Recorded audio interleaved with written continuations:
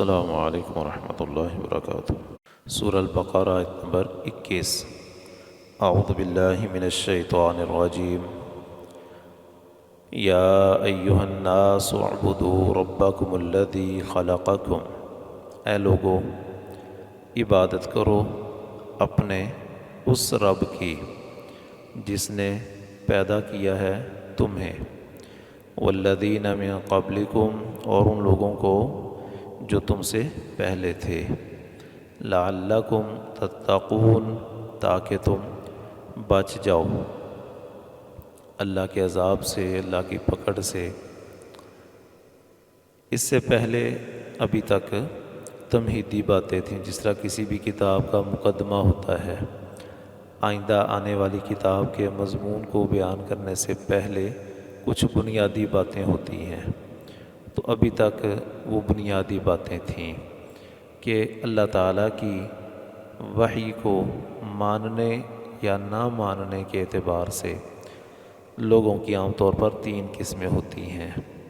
ایک وہ ہوتے ہیں جو ماننے والے ہیں، ایمان والے۔ دوسرے وہ ہوتے ہیں جو صراحت کے ساتھ انکار کر دیتے ہیں، جنہیں ہم کافر کہتے ہیں۔ اور تیسرے ہوتے ہیں بین بین، کبھی کوئی مرضی کی بات آئی تو فوراً اطاعت کر لی، اور طبیعت پر گراں گزرنے والے احکامات آئے تو اس میں کیڑے نکالنا شروع کر دیے۔ انہیں کہتے ہیں منافقین، مرضی کی بات مانی۔ تو اللہ تعالیٰ نے ان تینوں گروہوں کا تذکرہ کر دیا ہے، اور ان کی بنیادی نشانیاں، علامتیں وہ ذکر کر دی، ان کے مزاج کا تذکرہ کر دیا ہے۔ اب آگے اس کتاب کا جو اصل مضمون ہے، یا اس کی جو اصل بنیادی دعوت ہے، یہاں سے اس چیز کا آغاز ہو رہا ہے۔ تو کہا اے لوگو عبادت کرو اپنے رب کی، یعنی توحید۔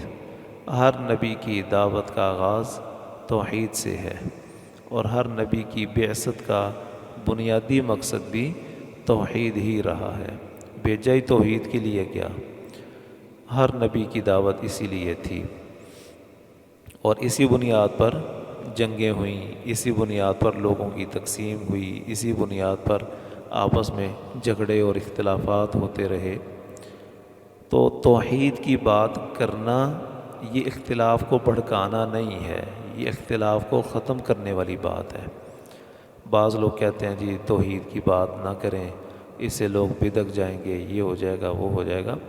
ایسا نہیں ہے، بات نرم لہجے میں اور دلائل کے ساتھ وہ پیش کر دی جائے، کیونکہ اصل چیز ہے ہی توحید ہے۔ تو جو لوگ اس توحید کو چھوڑ کر دائیں بائیں ہوئے ہیں نا، اصل میں تفرقہ بازی ان کی طرف سے ہوئی ہے، افتراق اور انتشار ان کی طرف سے آیا ہے، کیونکہ وہ سیدھی راہ سے جدا ہوئے ہیں نا۔ تو اللہ تعالیٰ فرما رہے ہیں اعبدوا ربکم، اپنے رب کی عبادت کرو۔ عبداللہ بن عباس رضی اللہ عنہما، جو کہ ترجمان القرآن، مفسر قرآن کے لقب کے ساتھ امت میں جانے پہچانے جاتے ہیں، وہ کہتے ہیں وحدوا ربکم، اس کا مطلب ہے اپنے رب کی توحید پر ایمان لے آؤ۔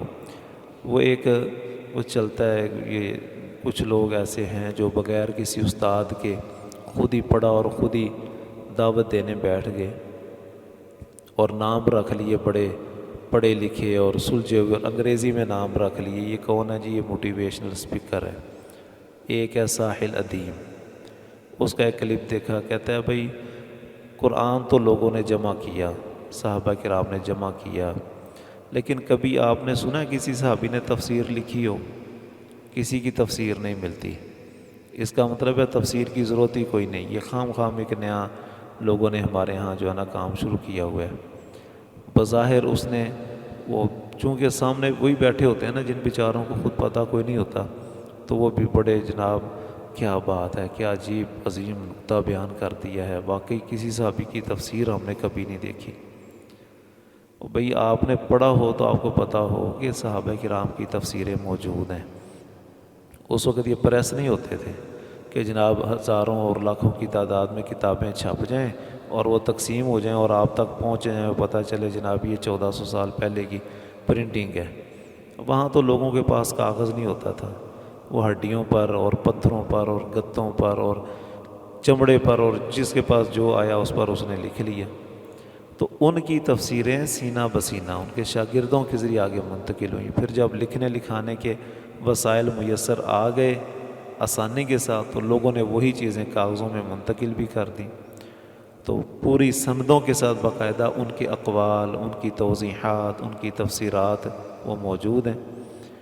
تو عبداللہ بن عباس رضی اللہ تعالی عنہما، ان کے جو اقوال ہیں، جو انہوں نے نبی صلی اللہ علیہ وسلم سے تفسیر سیکھی ہے، جو مطلب اور معنی سیکھا ہے اور انہوں نے آگے سکھایا ہے، ان کے بڑے شاگرد ہیں اکرمہ اور مجاہد، اور بھی بڑے شاگرد ہیں، لیکن یہ بنیادی ان کے شاگرد ہیں جن سے بہت زیادہ ان کی جو اقوال ہیں نا وہ آگے مروی ہیں۔ تو وہ اس کی تفسیر بیان کر رہے ہیں، وحدوا ربکم۔ تو صحابہ کرام نے تفسیریں باقاعدہ بیان کی ہیں۔ لکھا ہوا ہونا کوئی ضروری نہیں ہے، یہ دنیا کا کوئی قانون نہیں ہے کہ صرف وہ چیز حجت ہوگی جو لکھی ہوئی ہے، بغیر لکھی ہوئے کہ حجت کوئی نہیں، دلیل کوئی نہیں۔ آج بھی کئی ملک ہیں جن کا تحریری آئین کوئی نہیں موجود، تو اس کا مطلب ہے وہ آئین ہی کوئی نہیں ان کا۔ تو اسی طرح یہ چیزیں بھی ہیں کہ جو اس دور میں ان کی چونکہ حافظہ اور زبانی اور اپنا جو اللہ تعالیٰ نے ان کو ذہنی طور پر مضبوط بنایا تھا، اس کی بنیاد پر وہ سلسلے چلتے رہے ہیں۔ پہلے تو قرآن بھی نہیں لکھا ہوا تھا، اس کا بھی انکار کر دو پھر، اور ان لوگوں سے بعید بھی کوئی نہیں ہے۔ بہرحال وحدوا ربکم، عبداللہ بن عباس رضی اللہ عنہما نے تفسیر کی ہے اس کی۔ ربکم، اپنے رب کی، یہ اللہ تعالیٰ نے آیت کے الفاظ، ان کی ترتیب کیا شاندار، اسی میں بنیاد بھی ذکر کر دی، اسی میں دلیل بھی ذکر کر دی، علت بھی ذکر کر دی ہے کہ تم نے اگر اللہ تعالیٰ کی عبادت کرنی ہے، اس کو اکیلا سمجھنا ہے، اس اکیلے کی عبادت کرنی ہے، تو کیوں کرنی ہے؟ ربکم، اس لیے کہ وہ تمہارا رب ہے، وہ تمہیں پالنے والا ہے، وہ تمہارے لیے اسباب معیشت، زندگی کے وسائل مہیا کرنے والا ہے۔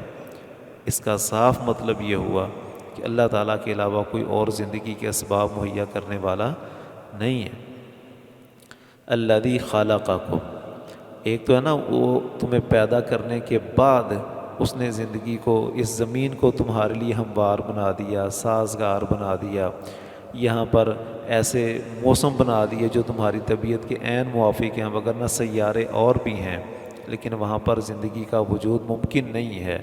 تو اس زمین کو اللہ نے رہنے کے قابل بنا دیا ہے، تو ایک تو یہ چیز ہے۔ لیکن خلقکم، تمہیں پیدا بھی اس نے کیا ہے، یعنی تمہاری پیدائش، تمہاری تخلیق وہ بھی اسی کے احسان اور اسی کی نعمت کے ساتھ ہے۔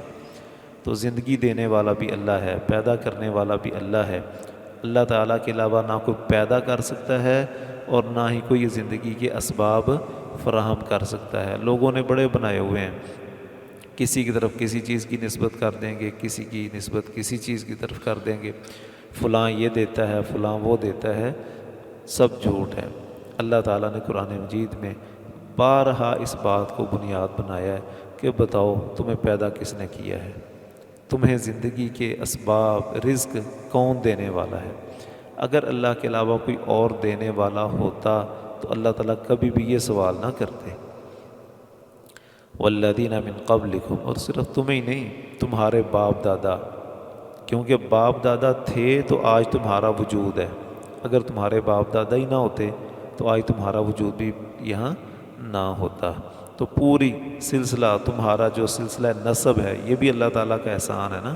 کسی بندے کو اپنے خاندان کا پتہ ہو، اس کا تعارف علاقے میں موجود ہو، تو یہ بھی اللہ کی نعمت ہے۔ تو کہا والذین من قبلکم، تمہارے بڑوں کو بھی اسی نے پیدا کیا ہے، تو اللہ تعالیٰ کا احسان مانو، اسی کی عبادت کرو۔ لعلکم تتقون، تاکہ تم بچ جاؤ اللہ کے عذاب سے، جہنم سے، اس کی پکڑ اور گرفت سے بچ جاؤ۔ اور اگر تم توحید پر قائم نہیں رہو گے تو پھر لازمی بات ہے اس کی پکڑ میں آؤ گے، اس کے عذاب میں جکڑے جاؤ گے۔ تو اللہ تعالیٰ سمجھنے کی، عمل کرنے کی توفیق عطا فرمائے۔